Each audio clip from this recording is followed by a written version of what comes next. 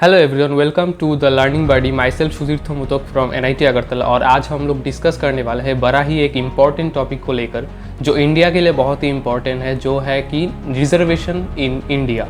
तो बने रहिए वीडियो में, हम लोग उसके बारे में सब कुछ डिस्कस करने वाले हैं।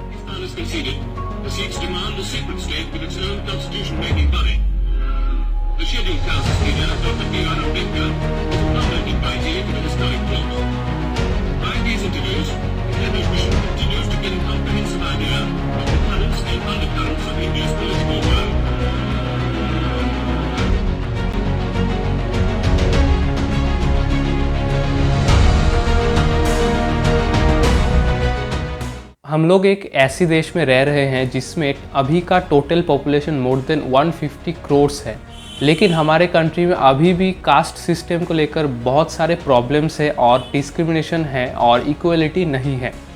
तो ये साल था 1950 जब कॉन्स्टिट्यूशन बन रहा था और ये पहली बार सोचा गया था कि इंडिया में रिजर्वेशन पॉलिसी चालू किया जाएगा। तभी सर BR अम्बेडकर ने ये प्रपोज किया था कि SC और ST कैटेगरीज के जो लोग हैं उनके लिए रिजर्वेशन पॉलिसीज़ चालू किए जाएंगे, ताकि वो लोग जो लोअर ग्रेड में है और लोअर पोजीशन में है सोसाइटी में, वो लोग अपलिफ्ट करके जनरल के साथ एक साथ compete कर पाए और वो लोग एक साथ आ पाए, पूरे सोसाइटी इक्वल हो पाए। लेकिन ये सिर्फ किया गया था 5 से 10 साल के टेन्यूर के लिए।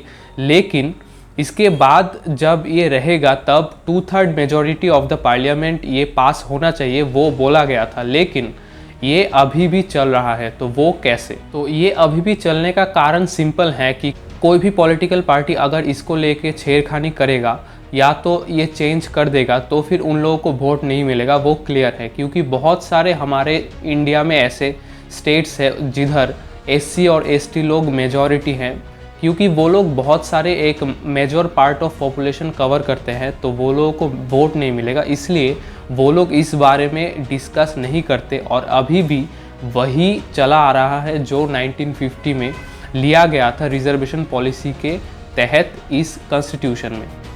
तो आज हम लोग बेसिकली बात कर रहे हैं रिजर्वेशन इन एजुकेशन सिस्टम में। तो बेसिकली जो रिजर्वेशन एजुकेशन सिस्टम में चल रहा था उसमें शेड्यूल्ड कास्ट जो लोग हैं उनके लिए 15% रिजर्वेशन था और जो शेड्यूल्ड ट्राइब्स लोग हैं उनके लिए 7.5% का रिजर्वेशन था। तो उसी हिसाब से हर एक गवर्नमेंट इंस्टीट्यूट और कॉलेजेस में एडमिशन लिया जा रहा था। इसके बाद टाइम आया 7 अगस्त 1990 जब मंडल कमीशन का जो रिपोर्ट है उसके हिसाब से अदर बैकवर्ड कास्ट पीपल को भी 27% रिजर्वेशन दिया गया।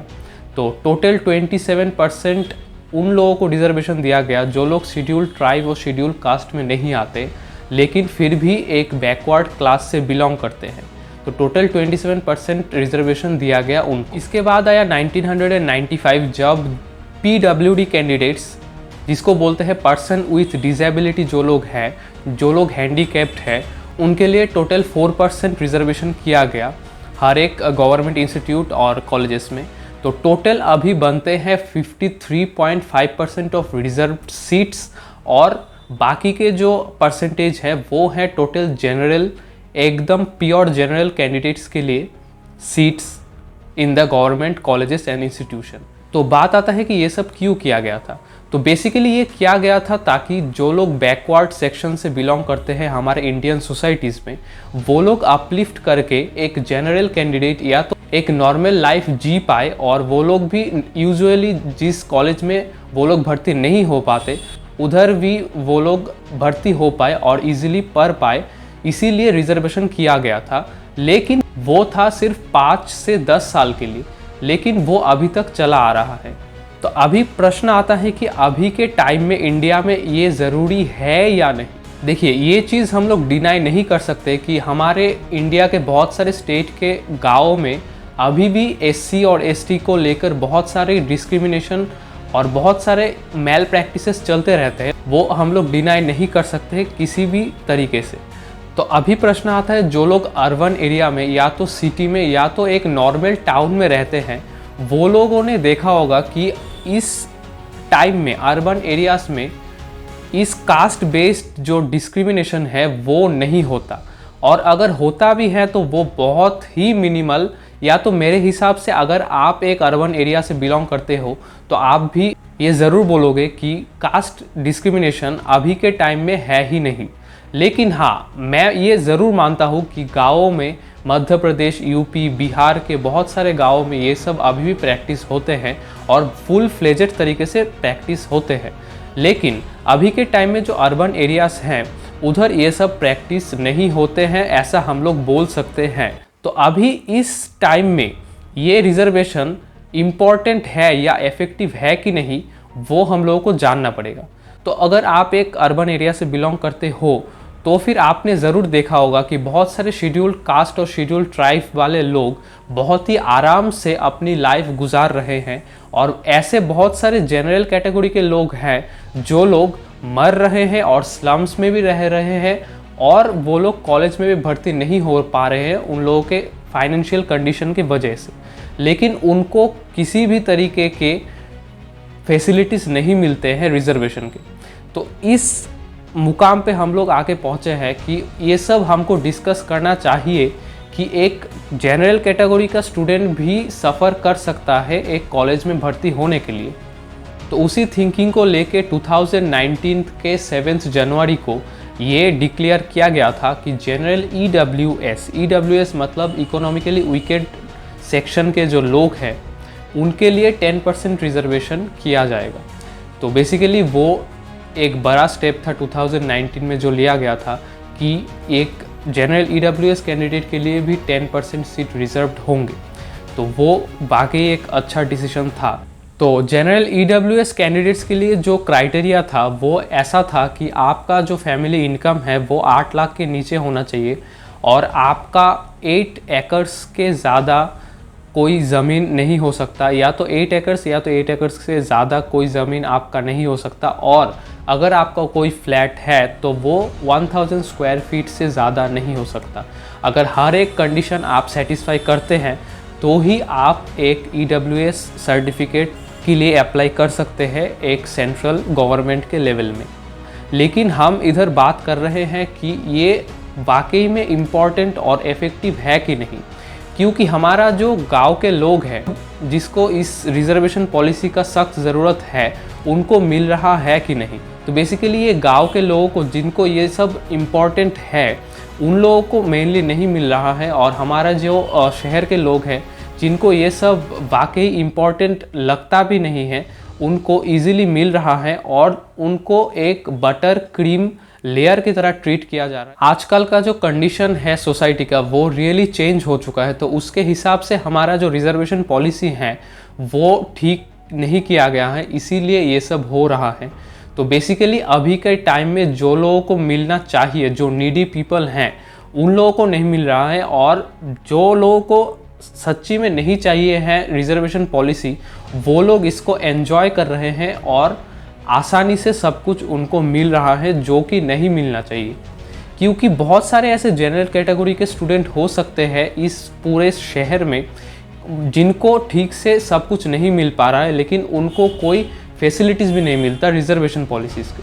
तो मेरे हिसाब से अभी का जो रिजर्वेशन पॉलिसी है वो एक तो मॉनिटरी बेसिस पे करना चाहिए, या तो ऐसा करना चाहिए कि हर एक कॉन्स्टिट्यूशन में वो लोग ऐसे जांच करें कि कितने सारे जनरल कैटेगरी के लोग हैं जिनका एक इनकम अच्छा नहीं है और उनको भी सपोर्ट किया जाए, और अगर उसी कंस्टिट्यूएंसी में SC और ST के लोग आराम से रह रहे हैं तो उनके लिए रिजर्वेशन पॉलिसी को हटा देना चाहिए मेरे हिसाब से। देखिए, इस कंडीशन में मैं बिल्कुल भी SC और ST लोगों के खिलाफ बिल्कुल नहीं हूँ, लेकिन फिर भी ये सब हमको अभी डिस्कस करना चाहिए, क्योंकि धीरे धीरे पूरा सोसाइटी चेंज हो रहा है और उसके हिसाब से रिजर्वेशन पॉलिसीज़ चेंज नहीं हो रहे हैं जो कि होना चाहिए।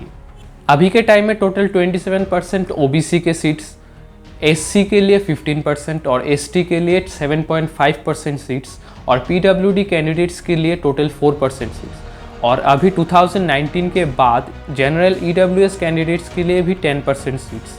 तो टोटल हो जाते हैं 63.5% रिजर्व्ड सीट्स, और बाकी 36.5% रिजर्व्ड सीट बच जाते हैं टोटल जनरल कैंडिडेट्स के लिए, जो कि बहुत कम है मेरे हिसाब से।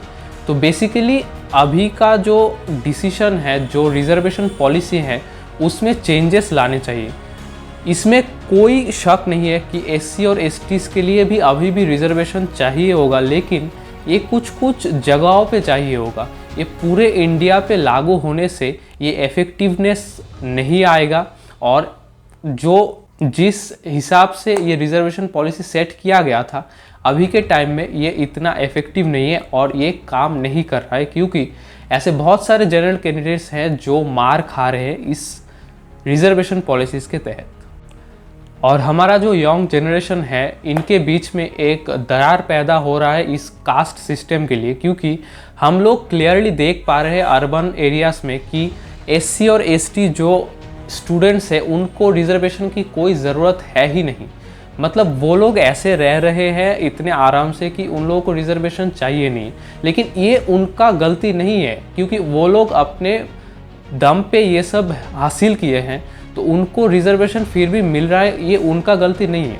तो ये गवर्नमेंट को सोचना चाहिए कि रिजर्वेशन उनको मिलना चाहिए भी है या नहीं। तो वो ठीक से डिसीजन को चेंज करके ऐसा एक डिसीजन लेना चाहिए ताकि जनरल कैंडिडेट्स जो सफ़र कर रहे हैं उनको भी ये फैसिलिटीज़ मिले, क्योंकि ऐसे बहुत सारे जनरल कैंडिडेट्स इसके वजह से मारे जा रहे हैं। क्योंकि ऐसे बहुत सारे अलग अलग ग्रुप बनते जा रहे हैं कि जिस कास्ट के आप हो उसके लिए आपको इस कॉलेज में एडमिशन मिल गया है, इसके लिए आप हमसे अलग हो, लेकिन आप हमसे अलग नहीं हो। तो ये सब अभी के गवर्नमेंट को समझना चाहिए और उसके हिसाब से डिसीजन को चेंज करना चाहिए, क्योंकि अभी का जो सोसाइटी का कंडीशन है वो बहुत अलग है जब ये डिसीजन बनाया गया था 1950 में। तो फाइनली मेरे इस वीडियो से मैं ये बोलना चाहता हूँ कि रिजर्वेशन पॉलिसीज़ में चेंजेस आने चाहिए, ना कि मैं एक हेट्रेड फैलाना चाहता हूँ। मैं बिल्कुल भी हेट्रेड नहीं फैलाना चाहता, लेकिन जो कंडीशन हमारे आंखों के सामने है वो हम लोग चाहकर भी अनदेखा नहीं कर सकते। अभी का जो सोसाइटी का कंडीशन है उस हिसाब से रिजर्वेशन पॉलिसीज़ को ज़रूर अपडेट करना चाहिए। तो उस हिसाब से अगर रिजर्वेशन पॉलिसीज़ अपडेट हो जाएंगे तो ही इंडिया ठीक से आगे बढ़ पाएगा, क्योंकि ऐसे ही डेवलप्ड कंट्रीज़ नहीं बने इंग्लैंड और अमेरिका। वो लोग ऐसे रिजर्वेशन पॉलिसीज़ को ठीक से डिफाइन करते हैं और अभी के टाइम में वो लोग ठीक से प्रैक्टिस कर रहे हैं, तभी वो लोग आगे बढ़ पाए। तो हम लोग भी अगर आगे बढ़ना चाहे तो वो चेंजेस लाना बहुत ज़रूरी है। और इस वीडियो में इतना ही।